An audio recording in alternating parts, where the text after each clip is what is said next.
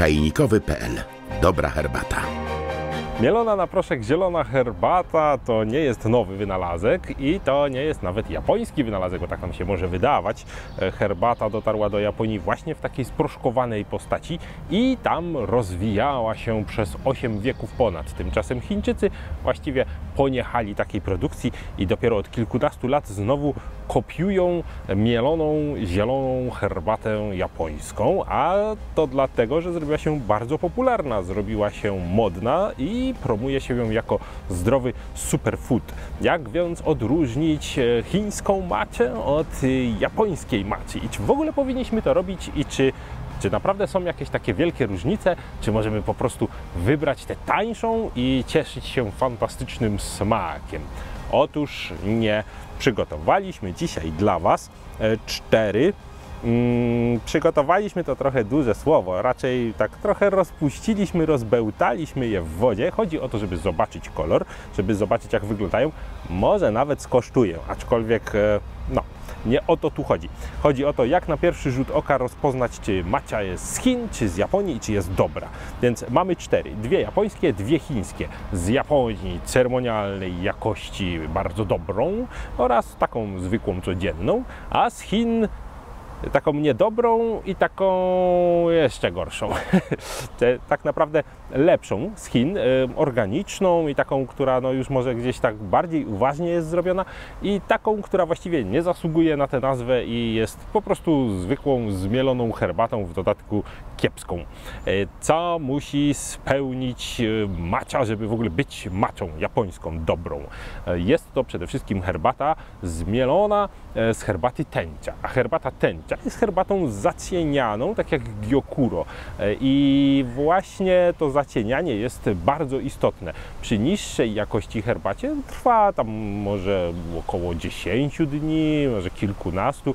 Przy tych ceremonialnych nawet i miesiąc, więc wtedy musimy no troszkę poczekać i mamy ten plon troszeczkę bardziej skomplikowany i herbatę bardziej ciemną, bardziej żywozieloną, stąd kolor jest często takim kluczowym wyznacznikiem, ponieważ Chińczycy tego nie robią, zwyczajnie nie zacieniają herbaty, więc pierwsze co widzimy, to różnica w kolorze.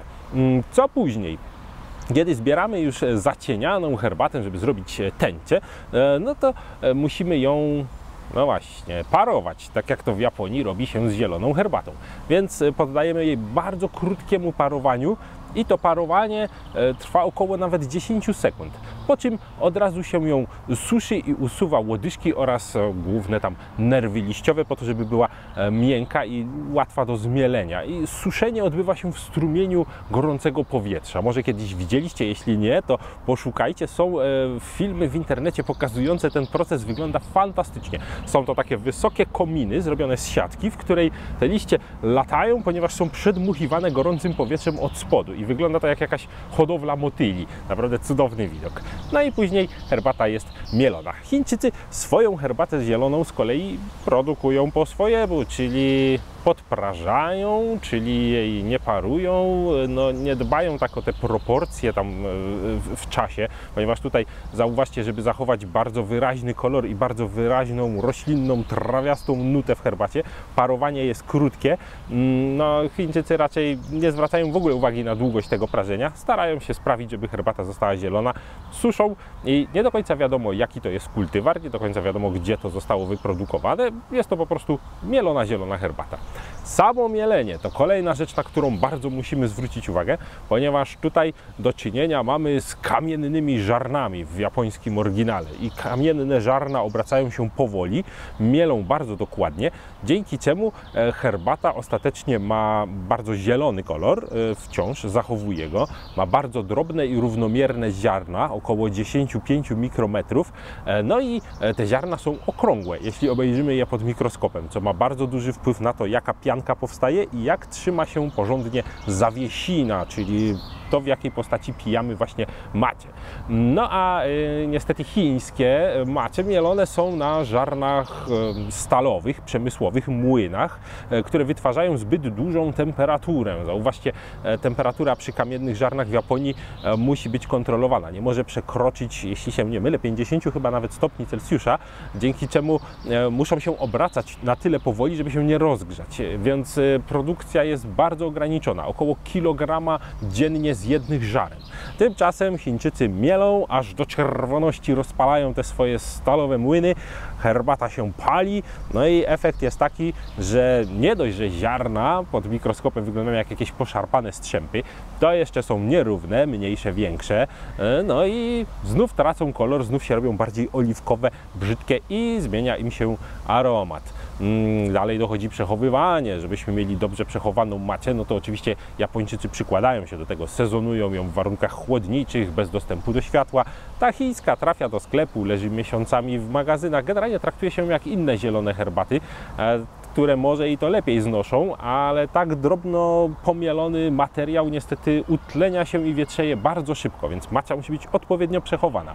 No i pozostaje jeszcze tutaj kwestia walorów środowiskowo-zdrowotnych, ponieważ Japończycy mają bardzo intensywnie zaostrzone wymagania dotyczące pestycydów no i w ogóle składu żywności. A czemu to jest tak istotne przy tej herbacie? Bo normalnie fusy wyrzucamy, kiedy parzymy zwykłe herbaty. Tymczasem tu, tak jakbyśmy zjedli tę herbatę w postaci właśnie zawiesiny, więc wszystko, co w niej jest, razem z rzeczami w wodzie nierozpuszczalnymi, trafia do naszego ciała. Więc macia jest ważniejsza. Musimy się bardziej przyjrzeć jej ekologiczności, ale też w ogóle temu, gdzie i jak jest zrobiona. No i niestety okazuje się, że chińskie normy są czasem i o rząd wielkości bardziej łagodne w stosunku do japońskich. No i zdarza się czasami, że jednak wypływa gdzieś na wierzch jakaś afera, że w jakimś chińskim produkcie żywnościowym, w tym herbacie, znaleziono nagle jakieś przekraczające normy stężenia, badając wyrywkowo różne rzeczy, czy to pestycydów, czy to właśnie jakichś szkodliwych substancji i toksyn. No w Japonii nie może być o tym mowy, bo już sama uprawa tej herbaty nastawiona jest na smak, więc smak bardzo cierpi, kiedy używamy niewłaściwych nawozów i chemicznych rozwiązań. Stąd no nawet jeżeli by wolno było, to i tak Japończycy nie przekraczaliby tych dotychczasowych norm, bo po prostu herbata byłaby niesmaczna. No więc kiedy przyglądamy się macie i chcemy ją kupić, ja polecam rozetrzeć odrobinę proszku na kartce papieru białej. Kiedy pociągniemy palcem taką smugę, to nie tylko lepiej ocenimy i zobaczymy kolor, ale jeszcze poczujemy teksturę.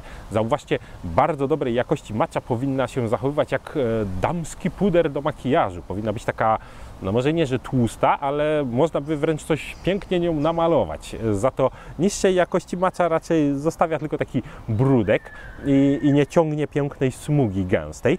No i oczywiście kolor widzimy tam zaczyna być bardziej oliwkowy, bardziej żółty, brązowawy, kaki. Nie jest tak świeżutko, pięknie zielony. Zwróćcie też uwagę na macie zwietrzałą, która po prostu traci tę zieleń na rzecz jakiejś takiej żółtawej szarości. To jest znowu trochę inny odcień, ale no niestety tak wygląda, jeżeli na przykład miała kontakt ze światłem albo zbyt dużą ilością powietrza, po prostu się robi taka brzydka, nieapetyczna. Jeżeli natomiast przygotujemy napar, no to możemy również ocenić po kolorze. No na przykład tutaj dwa chińskie przykłady. Całkiem najgorsza i taka trochę lepsza, organiczna. Przygotowaliśmy to już chwilę temu. Zrobiliśmy to z pieniadełkiem do mleka, czyli tak jak w sumie można, jeżeli ktoś nie ma czasena, a to dlatego, że wybraliśmy miseczki, do których czasem się nie mieści i w ogóle nie udało nam się tutaj zrobić pianki. W każdym razie osiadły już obie, jak widać napar się rozwarstwił. Ten jest blady, ten jest brązowy, pianki praktycznie nie ma.